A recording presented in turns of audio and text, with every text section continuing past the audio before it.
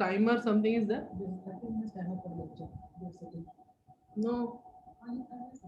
This session is 1 hour. Why 30-minute timer?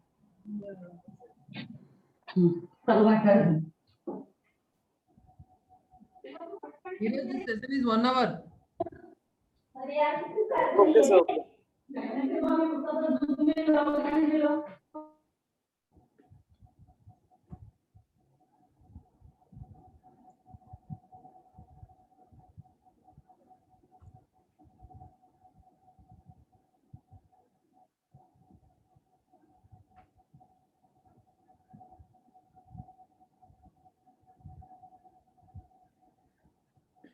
We will extend 15 minutes. Yeah, so we'll start with M100 discussion in detail on GNB, and also we'll have side by side what are the differences in UCAST. Okay, all the page numbers are mentioned in all our presentations. So if you note it down, it's easier to go back and read. Okay, first I'll start with Enterobacterials, then we'll read when we'll see a little about Pseudomonas acinetobacter and other gram-negative organisms. Technical team, can you please post the poll? Okay, ma'am, sure.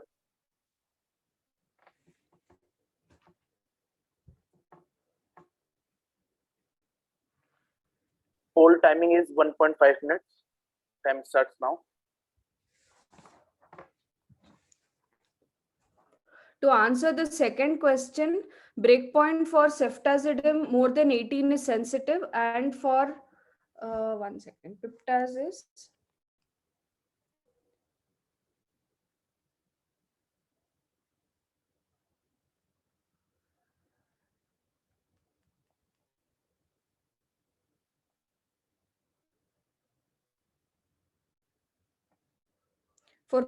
more than 21 is sensitive.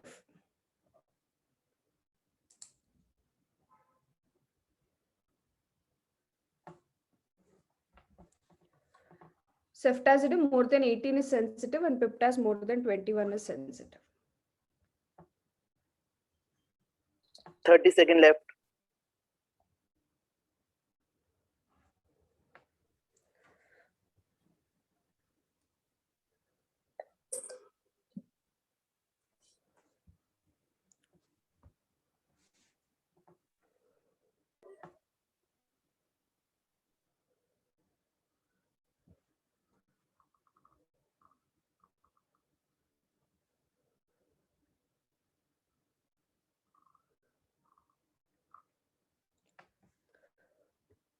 Time's up. Polling is closed now.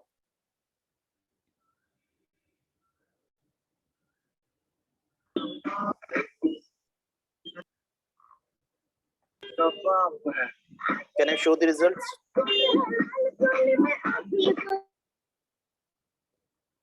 Yeah, you can show the result of this poll 7.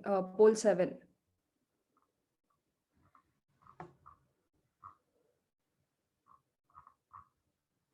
You can see the results. You have displayed the result from technical team? Yes, I displayed. Okay, yeah. So we will start from this question. So this question, what is the concept we'd like to deliver is, according to CLSI guideline, the susceptibility breakpoint zone diameter for meropenem disc diffusion, is it same for these group, that is Enterobacterial, Pseudomonas acinetobacter and Burkholderia, or is it different? So it is different. So what are we trying to tell here? So we have just compiled the breakpoint of SIR for meropenem in Enterobacterials, Pseudomonas species, Acinetobacter and Burkholderia.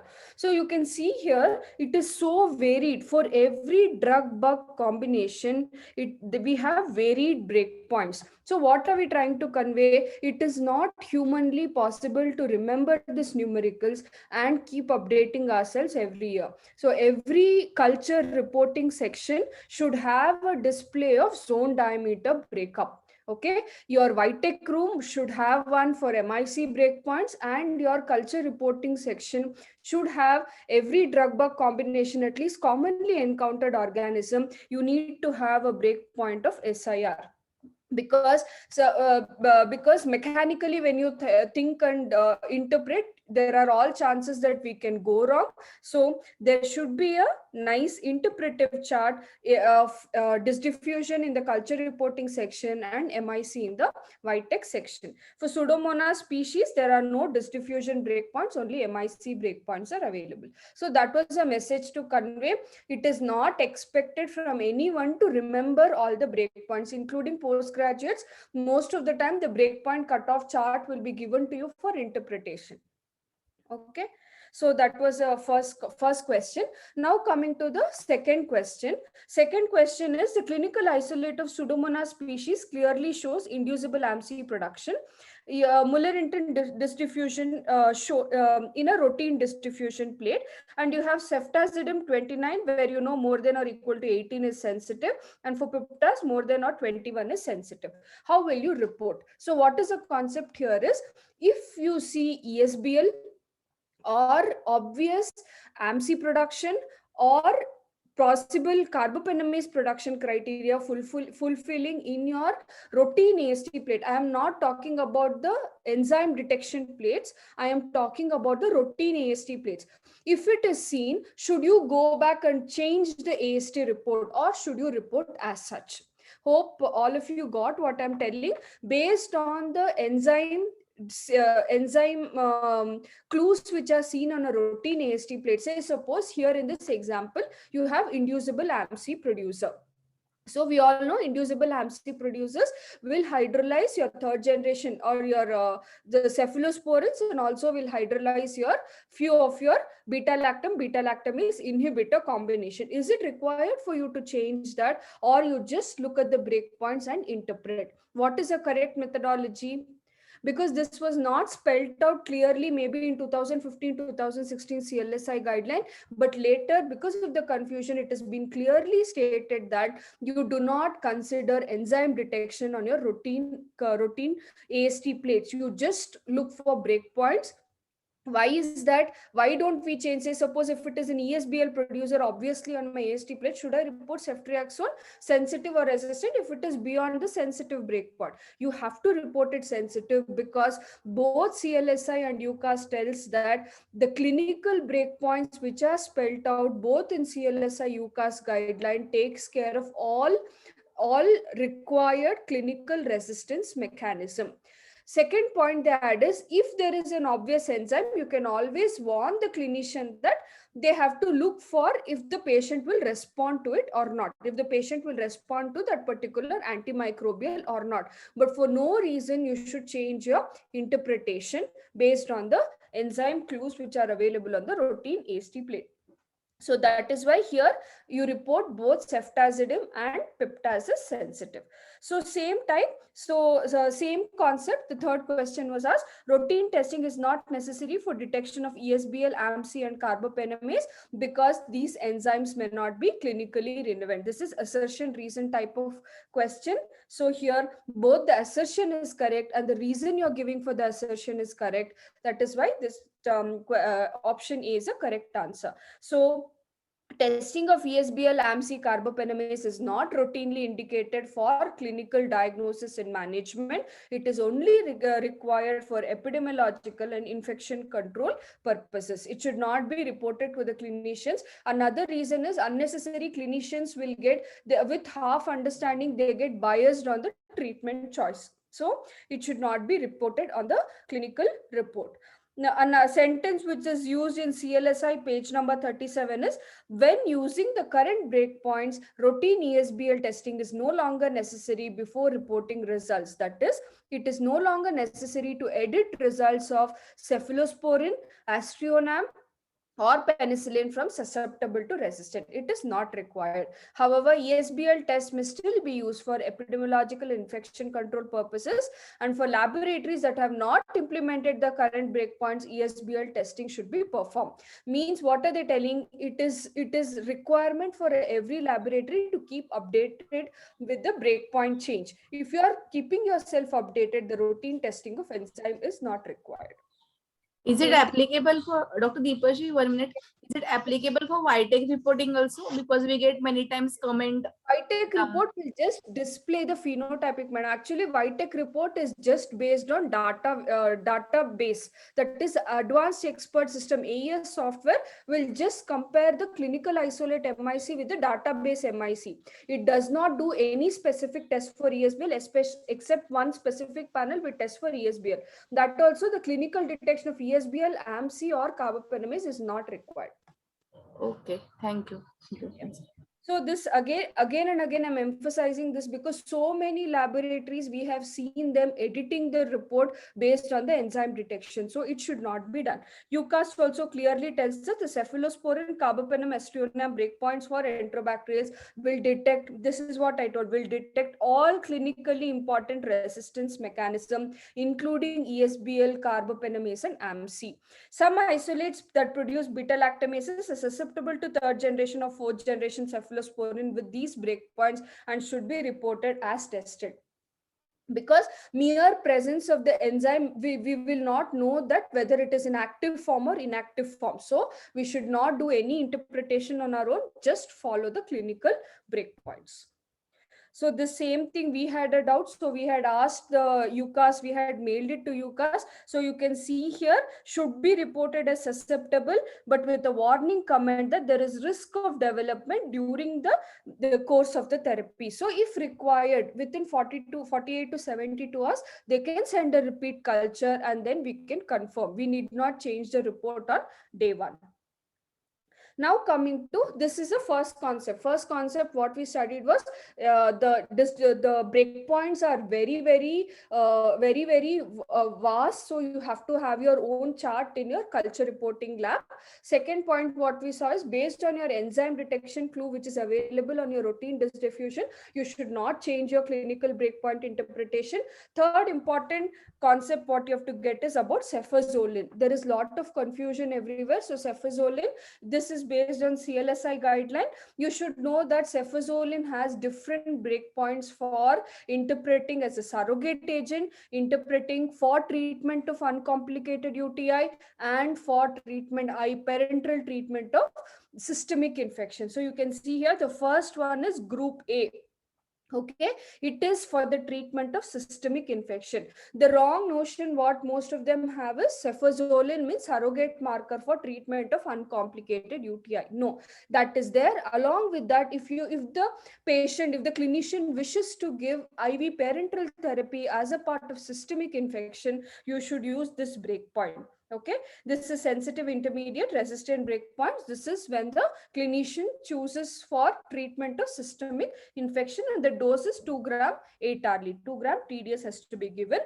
There is U category where it is used for treatment of uncomplicated UTI. Here also it is parenteral treatment of uncomplicated UTI. This two breakpoint, numerical wise it is same. Only difference is when they give this U, they also give the dose, that is 1 gram BD has to be administered. Whereas this third interpretation is only when it is used as a surrogate agent. We all know cefazolin is used as a surrogate. Sir has nicely explained what is the meaning of surrogate agent now. So surrogate test, this cefazolin can be included as a part of disk diffusion for all urinary isolate, because this is a surrogate test which predicts susceptibility to cefaclor, cefprozil, cephalexin, loracarbev, cefdinir, cefpodoxime, and cefuroxime. All these are oral cephalosporin. So the third point here, what has been told is, if cefazolin is sensitive, you can give it is sensitive to cefaclor, cefprozil, cephalexin, loracarbev, cefdinir, cefpodoxime, and cefuroxime. All these are sensitive. If your cefazolin is sensitive based on this interpretation. If your cefazolin comes resistant, then you report these 4 drugs as resistant, and these 3 drugs you repeat the test individually. Okay, that is what is being told here. Repeat test individually. Clear? So cefazolin has various breakpoints. Zoom. CLSI enterobacterial stable, you see the chart where they have given clinical breakpoints. It has A, that is used for treatment of parental treatment of uncomplicated parental treatment of systemic infection. U is parental treatment of uncomplicated UTI, and also breakpoint for interpretation for surrogate agent. There is also specific doses available. So when you are reporting clinical reporting, when you are doing, you can mention in the comments. So comments are very, very important for our interpretation, which we are going to see in detail tomorrow. This is one of the vital comment, because clinician will not know that cefazolin is a surrogate agent. If you are testing, put the comment so that they can extrapolate the interpretation to what all drugs. So this is about cefazolin. Now coming to another antibiotic, that is imipenem relibactam. So imipenem relibactam, nowadays it has been many of the corporate settings and also a few of the medical colleges have started using e-test for testing imipenem relibactam. So to know little about this, so it is most commonly used in combination with cilastatin. It is mainly approved for hospital acquired respiratory infections. It has been approved for that. It is also used for as a last resort for treatment of complicated urinary tract infection and also complicated intra-abdominal infection. That is where imipenem, cilastatin, relibactam combination is given. So when we talk about imipenem, relibactam, so when we talk about imipenem relibactam, we should know its spectrum also. So it is active against Enterobacteriaceae, bacteroid species in Pseudomonas aeruginosa. It is not active against MRSA, Enterococcus faecium, Stenotrophomonas, Burkholderia, and also whenever there is enzyme present. It is not active against Metallo-beta-lactamases. Okay, so this is the activity spectrum. So if clinician asks you for option, this could be one of the options for treatment. So this imipenem relibactam has been given as a B group of drug. So what is the interpretation? What you have to remember here is imipenem, instead of few of them are doing e-test for imipenem relibactam, but you should also know that if imipenem is sensitive, you can also give in your comment as it is sensitive to imipenem relibactam. Okay, in your comment you can mention, okay, in your comment you can mention this, because if clinicians wants to use, they can always choose this drug also. But if imipenem relibactam is sensitive, you cannot tell the other way around that imipenem is sensitive.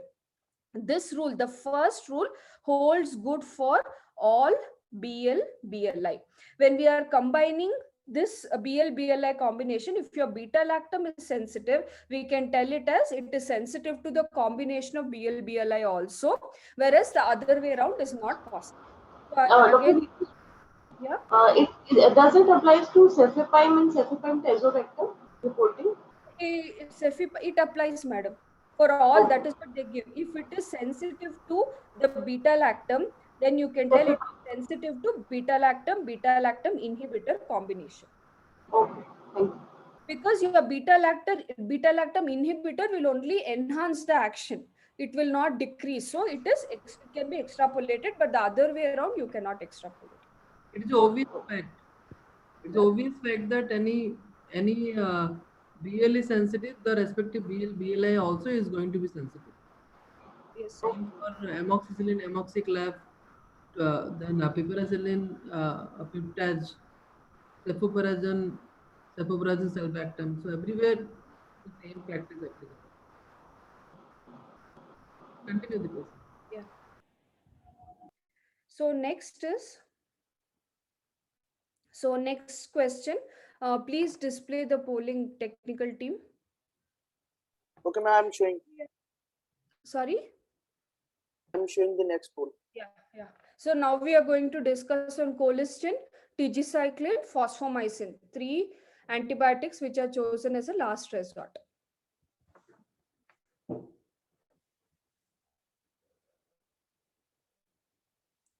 The first question has multiple Poll answers. timing is 1 minute.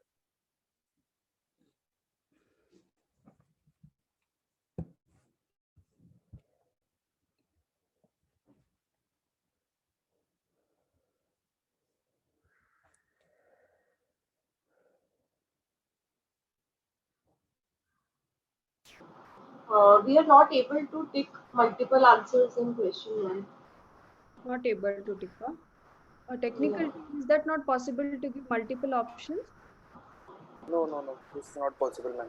Okay, anyways, we will discuss it. 10 seconds left.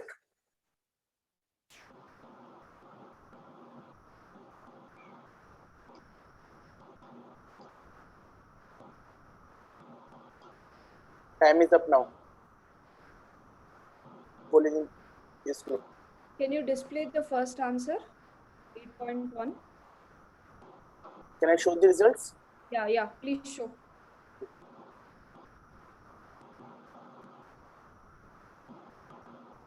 It is here. Yeah.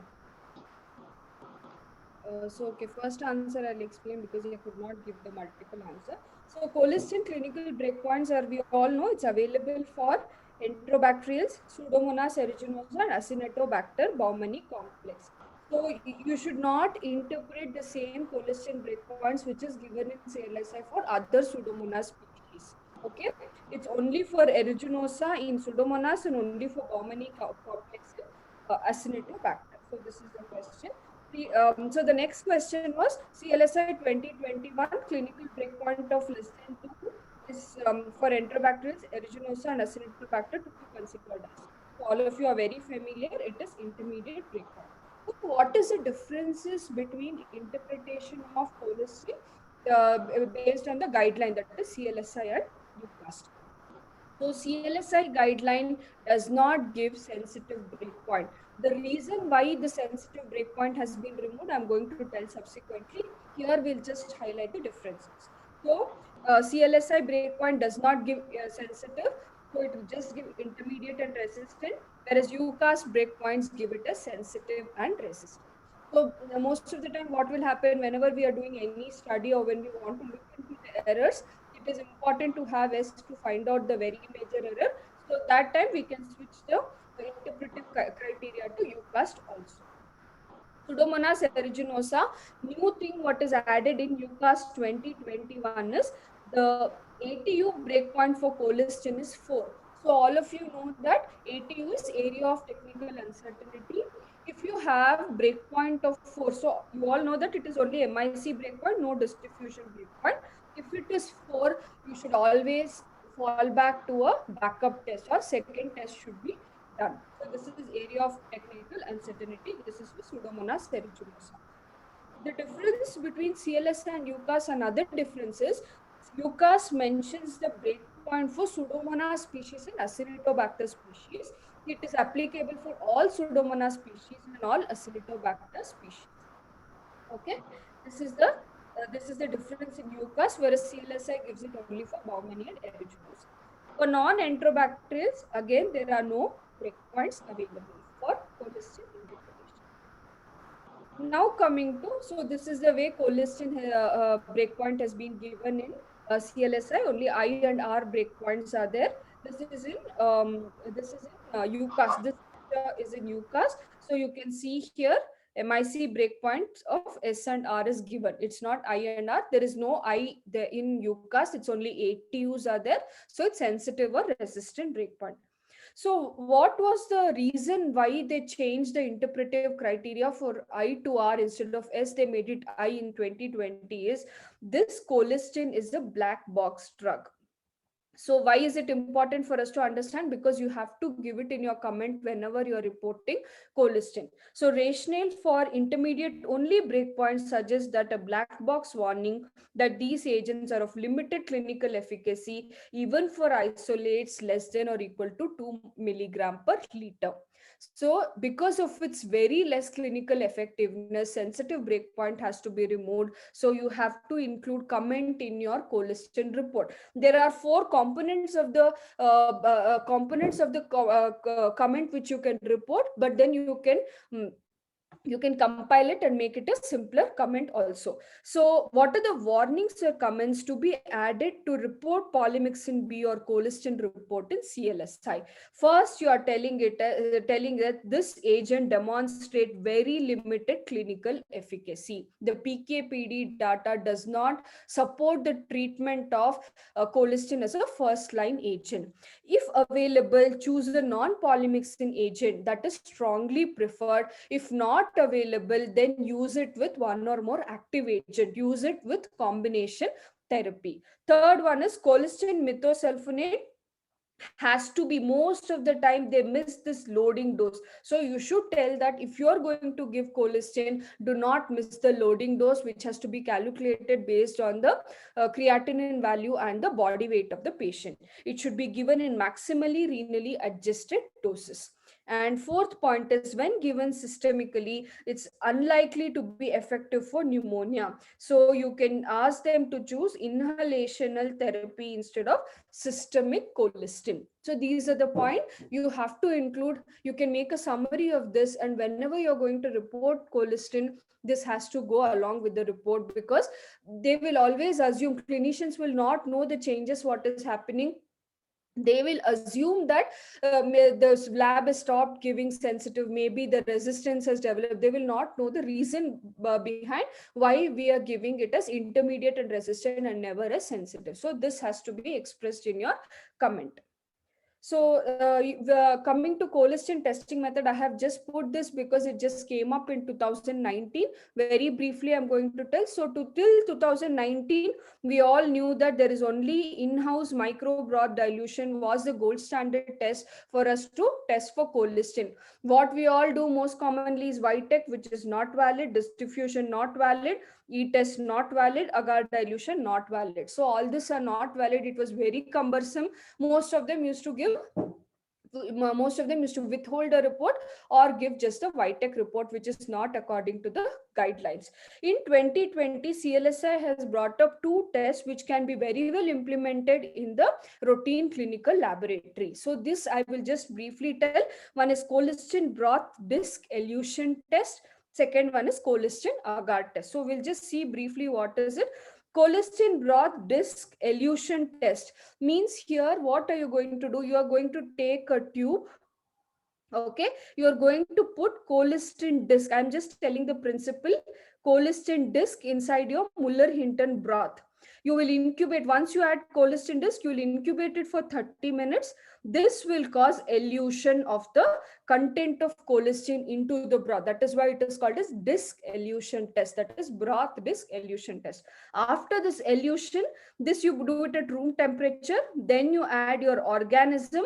You adjust the McFarland's and add organism. Then you incubate it overnight and then take the reading.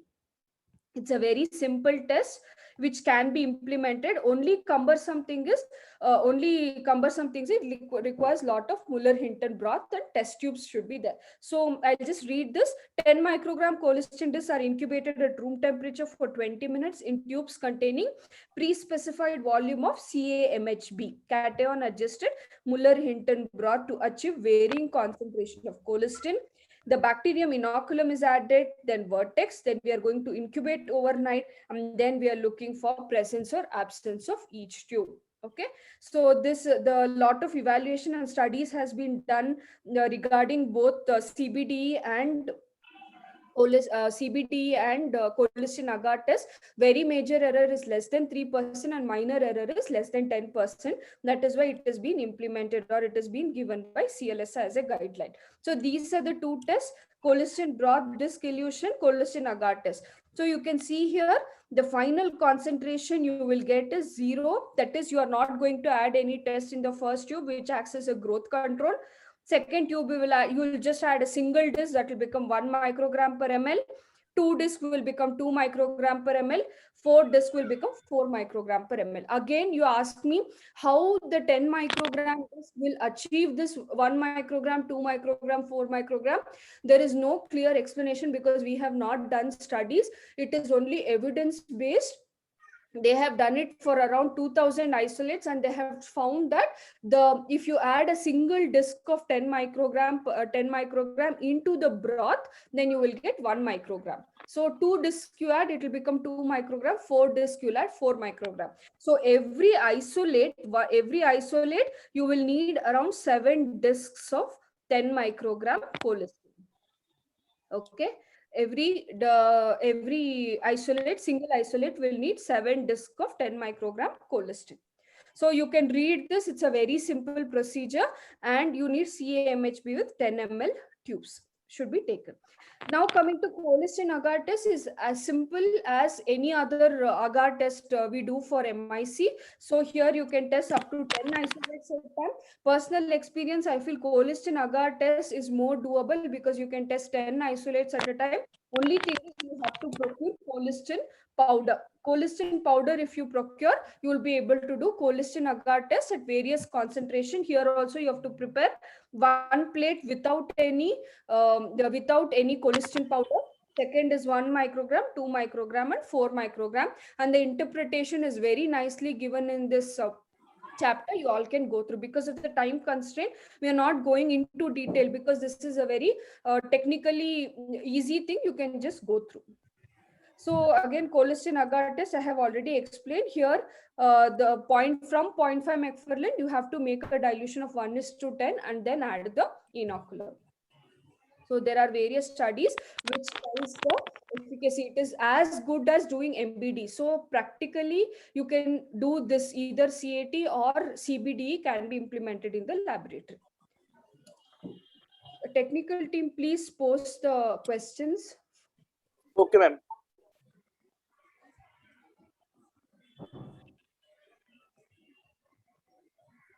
Any doubts in colistin?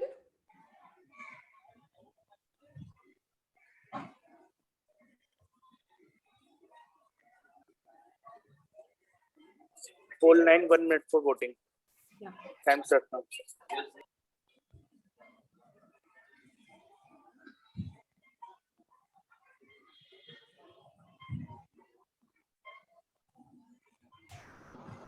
I think second question is incomplete.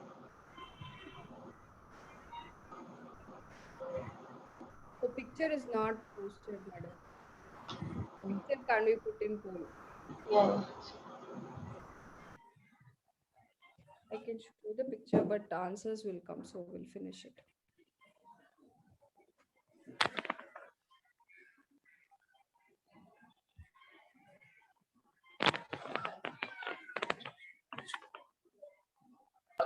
Time is up now.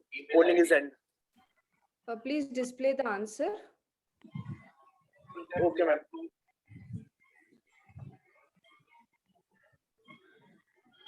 We'll just wait for that. Have you displayed answer? Yes, sir. It will just that will. I displayed, ma'am. Yeah. So coming to the first question regarding phosphomycin susceptibility in enterobacterials, all are true except. So disdiffusion breakpoints which are given in CLSI is only for urinary isolates of E. coli. We all know this. It cannot be extrapolated to other species of enterobacterials. So this is the correct statement. This strength is 200 microgram, which contains 50 microgram of glucose 6 phosphate. This also we all know. But the recommended method of MIC is not broth dilution, it is agar dilution. So again, we can ask, how is it Vitek giving results of phosphomycin? Because they have got FDA approval. Again, they do a study, they look for very major error, and minor error. If it is in the acceptable range, it is been. That is why in Vitek it is validated to give phosphomycin result. But in both CLSI and UCAS, they have told that agar dilution is the gold standard way to determine the MIC of phosphomycin. So now coming to, this same thing. So only approved method is agar dilution. Whenever you're using this, phosphomycin 200 microgram should be there. Make sure from the manufacturer that it has 50 microgram of glucose 6 phosphate. Now coming to what is this phosphomycin? Last, I think, last 3-4 years, this drug has come into picture. Especially IV phosphomycin has been started used widely. So let us see what is the use of IV and oral phosphomycin. So coming to oral phosphomycin, mainly it is used for treatment of uncomplicated UTI, complicated UTI, and prostatitis. Okay. In pediatrics, it is only used for treatment of uncomplicated UTI. This is from the Stanford application, which we commonly use for antimicrobial stewardship rounds. So this is the application of phosphomycin. So it has a wide spectrum of action. Phosphomycin is effective against gram-positive bacteria, including MRSA and VRE.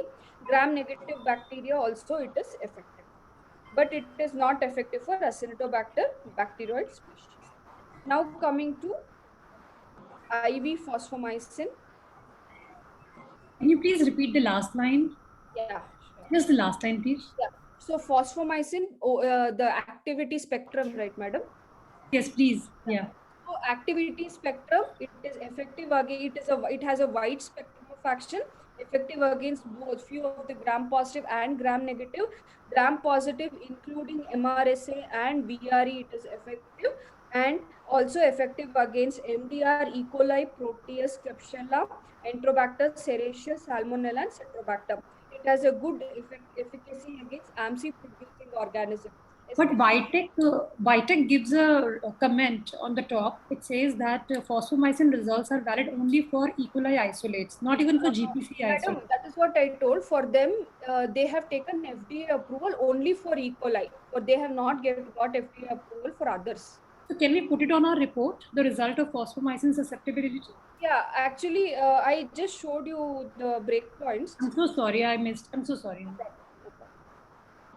If the class is getting disturbed, it's okay. I'll discuss it later.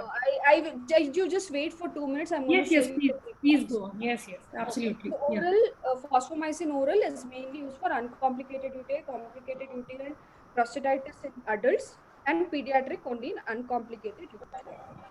Okay, coming to IV preparations, it has a again, it is being used widely. The activity spectrum is same even when you give parenterally. Okay, it is used for wide variety of infections like pyelonephritis, nosocomial pneumonia, complicated skin infection, skin and subcutaneous infection, osteomyelitis, intra-abdominal infection, IV line infection, meningitis, and more. So whenever in most of the complicated systemic condition, phosphomycin parenteral therapy can be used. Okay, this is the application of both oral and IV. So this we have already seen. Ma'am, one question can I ask? Sorry Yeah, to please. interrupt. Ma'am, for MDS pseudo and acinitis, is there any intrinsic resistance reported with regards to phosphomycin? I will just tell you, madam. This slide I will tell you. Okay. This slide is about that where the breakpoints is given, where the intrinsic resistance is. Okay. So now coming to the phosphomycin breakpoints. So phosphomycin breakpoints in CLSI is available for Enterobacterales, okay, Pseudomonas. In Acinetobacter, Stenotrophomonas, and Burkholderia, you should remember that it is intrinsically resistant. And in staph, only in Eucas it is given, whereas Entero is given in CLSI. Okay, these are IR organisms. When your clinician insists to test for phosphomycin, you should know where the breakpoints are available, especially when they want to give parenteral phosphomycin for treating systemic infection. We have only one option to go and refer to UCAS, distribution, and MIC breakpoint for treatment of IV, that is for parenteral treatment. This Enterobacterales in CLSI, it is given only for treatment of uncomplicated. You can see the sentence, someone just asked a query now. So CLSI, distribution, and MIC are only for urinary tract isolates of E. coli. It is not there E. coli. Now this is changed. Okay, this breakpoint is applicable for both fecalis and faecium. In 2021 update, it is applicable for both fecalis and faecium. But you should remember, it is in Enterobacterales, it is only for E. coli and it is not for other Enterobacterales according to CLSI. applicable to So that means, ma'am, if in case of a baby, like say a baby with enterocolitis, and the Vitex says sensitive to fosfomycin, there was a particular case where they were including. So we can. what is the organism, madam?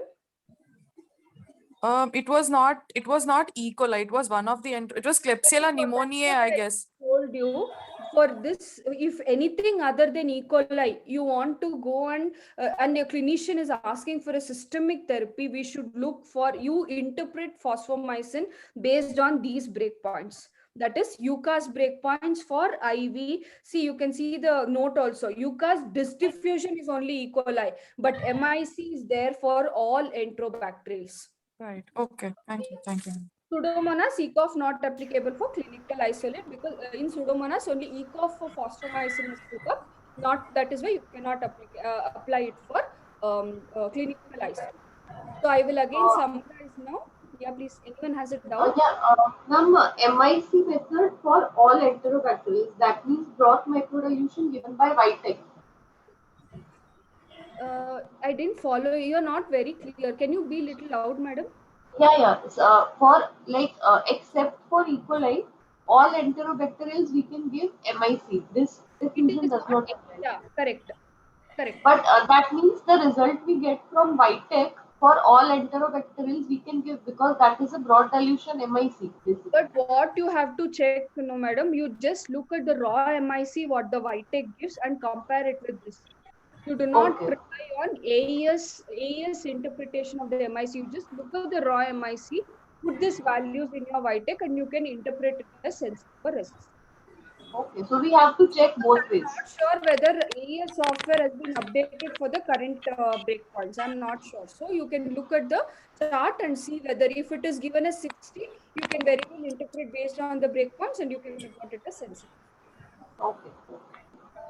Okay, so I'm going to repeat the fosfomycin part again because it has been widely used now. So if you have the E. coli breakpoints, what is given in CLSI is this part, both diffusion and MIC breakpoints are only applicable for E. coli, okay, enterobacterials only for E. coli if it is CLSI. If you're using UCAS breakpoints, there is separate breakpoint for oral regimen, IV regimen, and it is applicable for all enterobacterials, okay. Diffusion in UCAS is only for E. coli. MIC is applicable for all enterobacterials.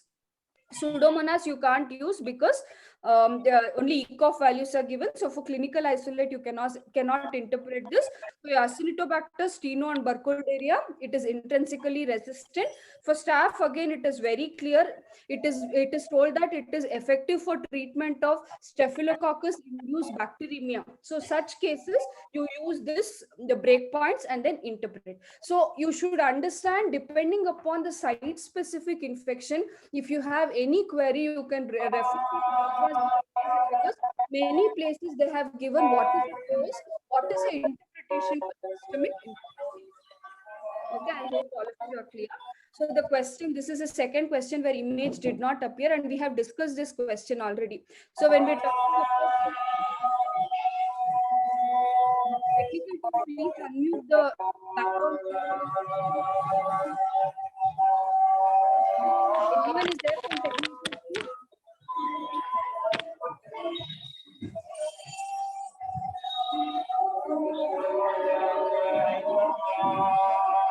Who is there from technical team? Yes, ma'am. Yeah, unmute. No, there is so much of background noise. Why you're not muting, Neeraj? Apurv Shastri is not muted, I think. No, sir is speaking. It is not sir from sir. It's some other login. Okay. So when we are talking about fosfomycin E. coli, this is a repetition we have already discussed. The inner colonies, if it is of the same morphotype, you do a gram stain confirm, then you just have to take the outermost obvious margin. Only when there is no zone, you report it as resistant. Otherwise, all this will come as sensitive. Okay. This we have already discussed. Next, coming to, we have discussed on colistin, we have discussed on phosphomycin, next about tigecycline. Again, you should remember that like we told for colistin, tigecycline also has a black box warning. This black box warning drugs are specified by FDA because it has so many side effects which will not balance the clinical outcome. So it is more of side effects than a good clinical outcome. So tigecycline, we all know it's a derivative of minocycline. It has various, it has variety of action even regarding the, even for the drug resistance enzyme, and it has no activity against Pseudomonas aeruginosa. So you can see here, there is a black box warning, okay. FDA analysis showed that higher risk of death among patients given tigecycline as compared to other antibacterial drugs. So tigecycline should be reserved where there is no alternative treatment available. So this also should be a part of your comment. It is our responsibility to put this in our comment whenever we are reporting tigecycline. Second black box warning regarding tigecycline is avoid glucose testing method affected by maltose in patient receiving such a formulation. Otherwise, unrecognized hypoglycemia or inappropriate insulin administration may result. So it has two black box warning. At least the first one, it is important to report in our comment. Okay. So next. So another in pediatric group, safety and efficacy has not been established. Only when there is no other alternative available, this tigecycline can be chosen as a drug of choice. It is only the manufacturer. I'm not sure because I did not get reference if it is FDA approved for pediatric group. But few of the manufacturers suggest in this age group and with this dose, tigecycline can be still given in pediatric age group. So this is the summary of the important points under tigecycline. Again, the minute I tell tigecycline, you all know there are no breakpoints of tigecycline in CLSI. In CLSI, tigecycline is only mentioned as a part of quality control. For your dysdiffusion or MIC, it does not give any clinical breakpoints. So if we want to use tigecycline, we have to, the first option is UCAS and the second option is FDA breakpoints, which I'm going to show now. So in UCAS, what is given, that too in UCAS, it is only given for two organisms, that is E. coli and Citrobacter cocceri. It cannot be extrapolated for other enterobacterials. So less than or equal to 5 is sensitive, less than or equal to 0.5 is sensitive, and more than 0.5 is resistant. This is all is given. You can see Pseudomonas also it's not given, Acinetobacter also it's not given. So, and most of us know whenever we go for ICU rounds, you see almost every other, at least in our group of setup, it is like that. Tigecycline is so widely used. So how do we go about interpreting? So I told you CLSI, in CLSI, it's only mentioned as the part of QC. In UCAS, for E. coli and Citrobacter cocceri in enterobacterials, it's been given. Breakpoints for staph, enterol, streptococcus is also there. But tigecycline is mainly used as a treatment of gram-negative infection. So how do we go about interpretation? This is a FDA breakpoint list, which is updated in 2019. After that, there are no updates available. So this is a list we are bound to use because there is no other option. This has to be, whenever someone asks you the reference for your interpretation, this can be chosen. For all Enterobacteriaceae, MIC is also available, dysdiffusion is also available according to FDA breakpoint. So this you can make a note, put it in your AST interpretive chart, which you're going to use. Okay, this is about tigecycline. Next, a small note on other enterobacterials. You should remember that Enterobacter, Klebsiella, Serratia have the potency, that is, these organisms may develop resistance during this organism, the drug-bug combination may develop resistance during prolonged treatment with third generation cephalosporin due to the derepression of AMC beta lactamase. So whenever you isolate these organisms, you give a comment, tell that repeat, especially when treating parenterally and for a long time, ask for repeat culture after 72 hours. Okay, after 72 hours, ask for a repeat culture. This is essential. Same thing is applicable for Pseudomonas also, few strains. I'm going to tell that now. Now, again, as I've told you, UCAS 2021 has taken a step forward. Maybe these changes will be implemented in CLSI over the period of time, but when you keep comparing UCAS and CLSI breakpoint, UCAS is going more towards a site specific breakpoint, because we all know all the breakpoints in CLSI and UCAS we are referring to are all based on serum concentration. We do not know how much does the drug go to other tissue, other site specific tissue, we do not know. Whereas UCAS is coming forward and there are many changes. And in 2021, one important change what they have put forward is, it was never there, that is there are meningitis non-meningitis breakpoint for gram negative organism. In CLSI, if you read, there are meningitis non-meningitis breakpoint only for Streptococcus pneumoniae, which has come from 2016. There are no other updates. Whereas UCAS, there is a update on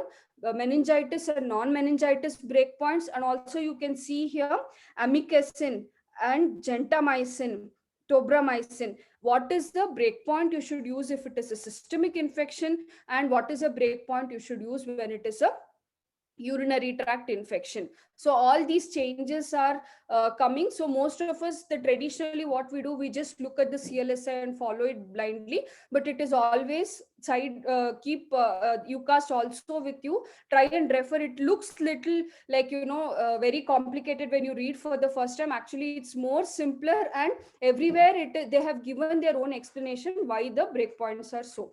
So you can refer for UCAS breakpoints also. I've made a summary of what are the meningitis and non-meningitis breakpoint in UCAS.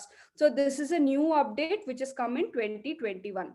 So meningitis, non-meningitis breakpoints in enterobacterials is given for cefotaxime, ceftriaxone, and meropenem, which are the drug of choice for treatment of meningitis. And in Pseudomonas acinetobacter, it's been spelled out only for meropenem.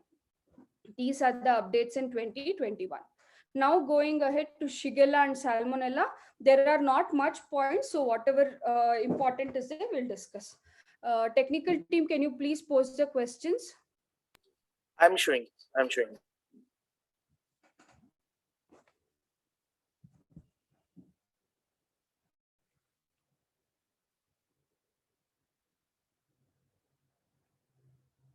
Whole timing is 2 minutes. Time starts now.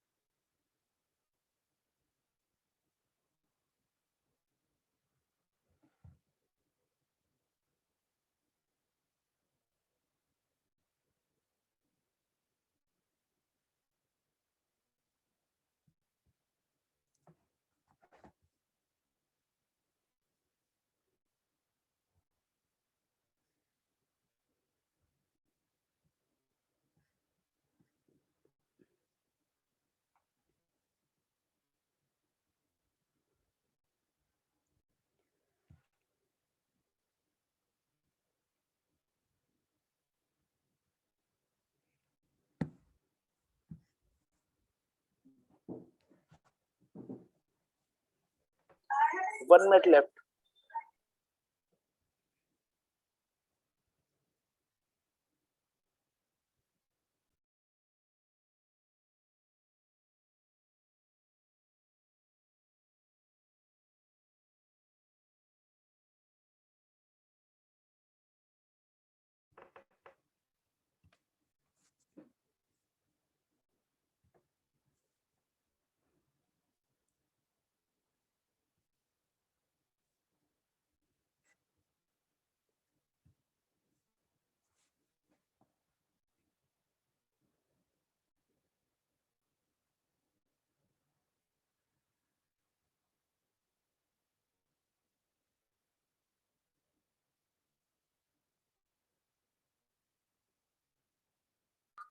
Whole time is up. please display the answer of first question? Okay, ma'am. Yeah. I shared. Okay, so the first question is the preferred test for assessing fluoroquinolone susceptibility or resistant in Salmonella species is. So we all know the fluoroquinolone resistant in Salmonella. There are various mechanisms. So which is the best test? So it is ciprofloxacin MIC test. So what is the explanation? Strictly speaking, no single test detects resistant for all possible fluoroquinolone resistant mechanism have been identified in Salmonella species. It is just we go to the best available test because no single test detects all the resistant mechanism for fluoroquinolone. The preferred test for fluoroquinolone susceptibility of resistant for Salmonella is ciprofloxacin MIC test. Say suppose a particular center clinicians are using levofloxacin or ofloxacin, they can choose and go ahead and do levofloxacin or ofloxacin MIC test depending upon the clinician's need. If a ciprofloxacin, levofloxacin or ofloxacin MIC or ciprofloxacin diffusion test cannot be done, so you mark this. If this test ciprofloxacin diffusion or levo or ofloxacin MIC cannot be done, then you can choose p-floxacin diffusion as a surrogate test to predict ciprofloxacin susceptibility. Okay, that is an indication. Nalidixic acid does not perform reliably in predicting susceptibility, so it is no longer used as a surrogate marker because it tends to give false resistant or false susceptible results. That is why it has been deleted from CLSI. Best is you do ciprofloxacin MIC test. Say suppose if you are doing ciprofloxacin levo or oflox MIC or ciprofloxacin diffusion test, that should be enough. If all those are not available, then p-floxacin diffusion test should be chosen. So the next question was, assertion is to screen ciprofloxacin resistant in Salmonella, p-floxacin 5 microgram disc can be used. Reason, test with ciprofloxacin 5 microgram will not reliably detect low level resistant in Salmonella species. So the assertion statement is correct and the reason for assertion is also correct. So nowadays there is low level resistance of Salmonella is being detected, but the incidence of this is reported less in India, not to the extent that we all have to switch over to p-floxacin 5 microgram disc testing. Still people are using ciprofloxacin diffusion and ciprofloxacin MIC as the test of choice to detect fluoroquinolone resistance in Salmonella. So what is the advantage if you use p-floxacin disc is, p-floxacin 5 microgram disc is, it will be able to detect low level resistance in Salmonella species, that is ciprofloxacin Salmonella combination. But there is another disadvantage for p-floxacin also, that it does not detect this type of genetic mechanism, that is AAC mechanism. It will not detect for fluoroquinolone resistance. So these are the various pros and cons for readings for detection of fluoroquinolone resistance in Salmonella. But you should remember, whenever you are interpreting ciprofloxacin in Salmonella, do not use a breakpoint for what is given in Enterobacterial. There is a separate breakpoint which is given for Salmonella Shigella. Salmonella itself, use that breakpoint. So according to CLSI guideline, routine susceptibility test is indicated for all of the following except. So if you isolate a non-typhoidal Salmonella from intestinal sources, testing is not required. Okay, I will summarize that in a table again. We'll just see this question first. According to CLSI guideline, when fecal isolate of Salmonella Shigella are tested, all the following are reported except. So we all know we do not report third generation cephalosporin for fecal isolate of Salmonella Shigella. So this is the summary for last two questions. If you have a typhoidal Salmonella or Shigella intestinal isolate, you report only ampicillin, fluoroquinolone, cotrimoxazole.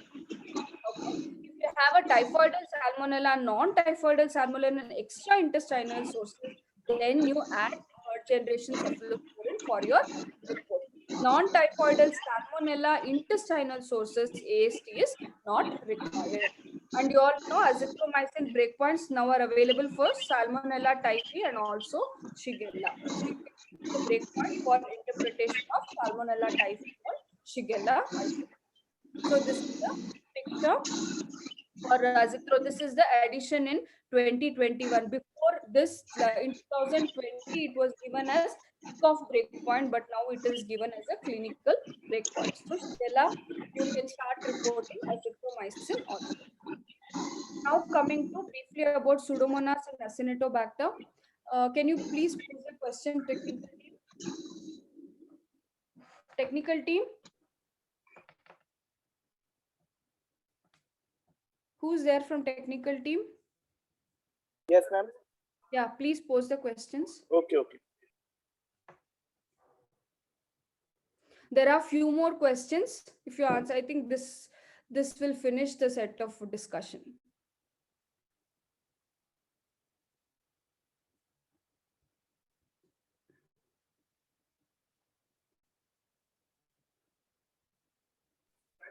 Polling time is 2 minutes. Okay.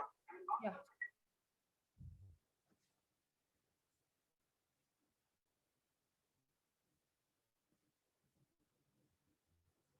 There is one more set, I think.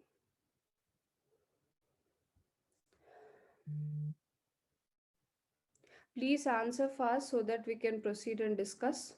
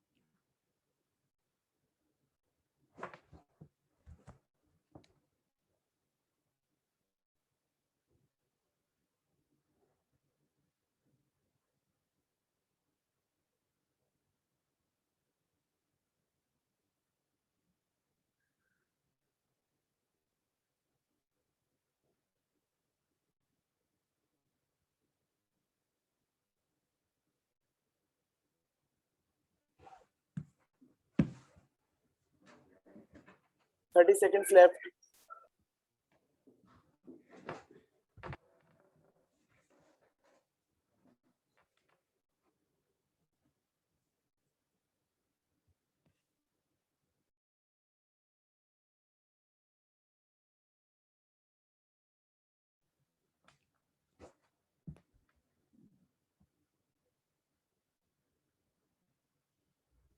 Polling time is up. Okay. Polling time is up. Say the first answer. I'm sure.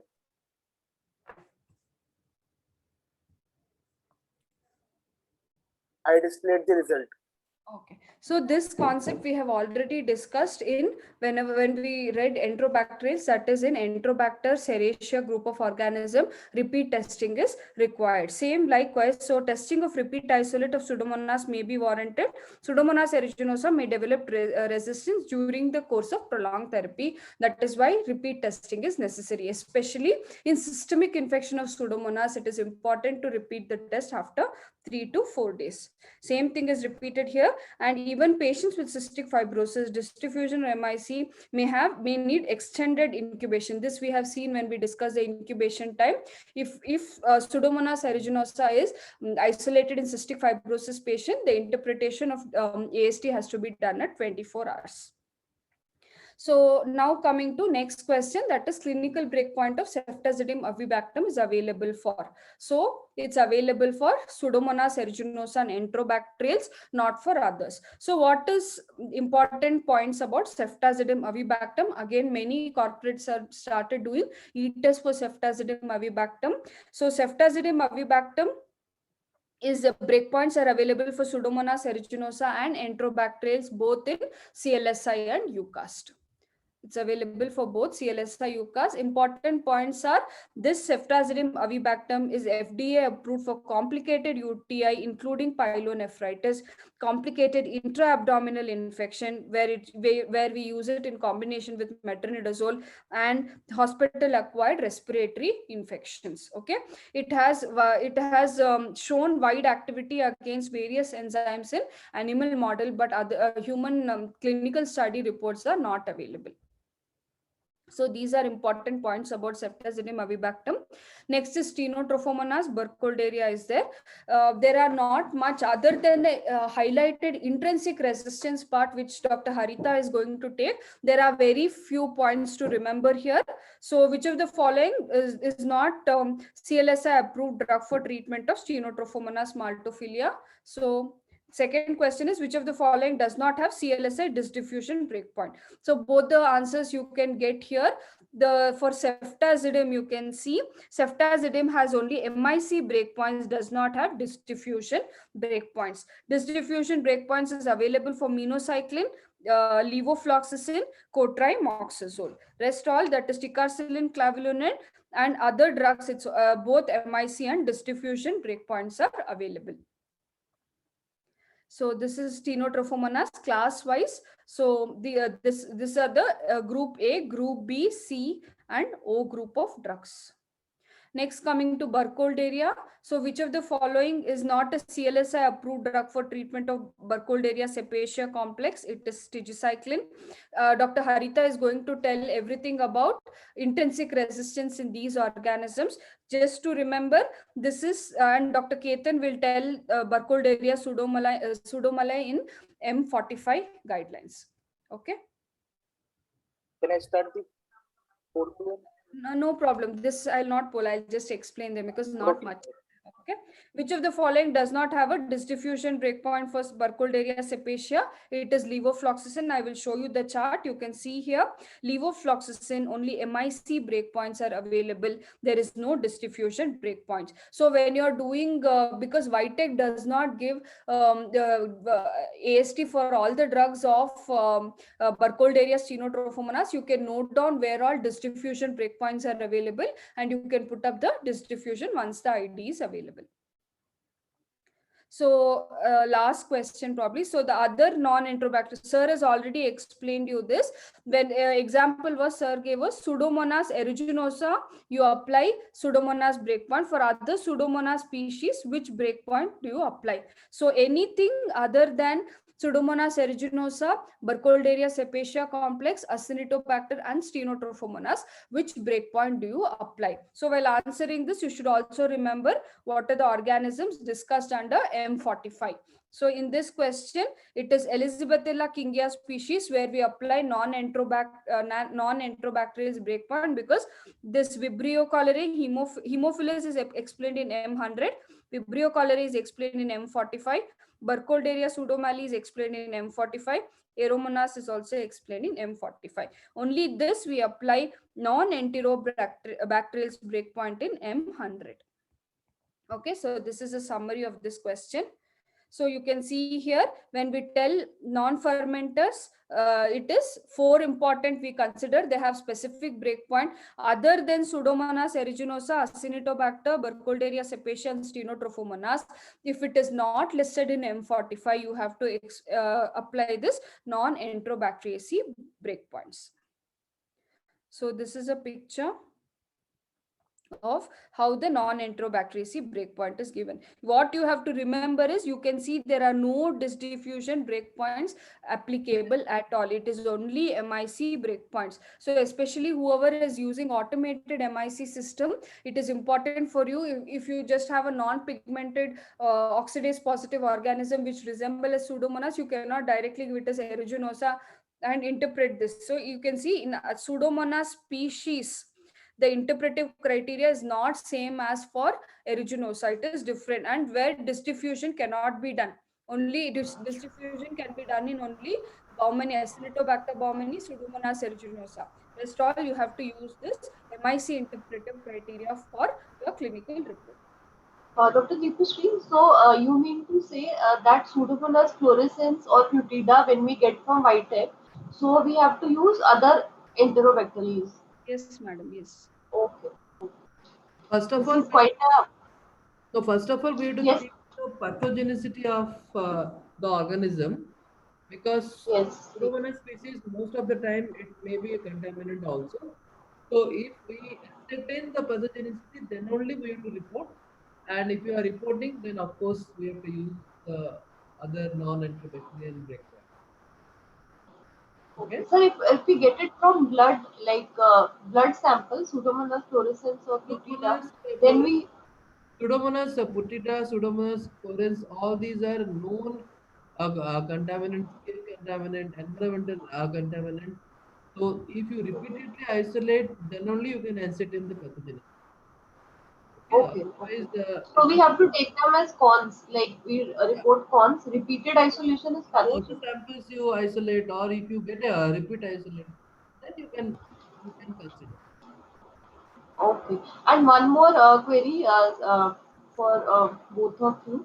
Actually, tigecycline, we have been consistently comparing the results, as you said, about FDA breakpoints and Vitek. So we are constantly facing discrepancy between both the results. So eventually, we have stopped reporting, but it is quite a basic drug used in ICUs these days. Yes, madam. Even we had that problem. Most of the time, Vitek gives us resistant, and when you put this, Yes, you feel yes. sensitive. But what we felt is because we have FDA interpretive criteria, we So might interpreted as well use it. points. Yeah, Okay, because okay. clinicians will not stop using. At least give correct Yeah, interpretation so that they can choose the alternative if it is resistant. yeah. Vitek is And clinical breakpoint agency, no? Okay, the clinical breakpoint agency is CLSI and UCAS. All Vitek, these Vitek reports has to be sometimes cross-checked, and we need to have a backup test so that we know whether we are reporting correct or not.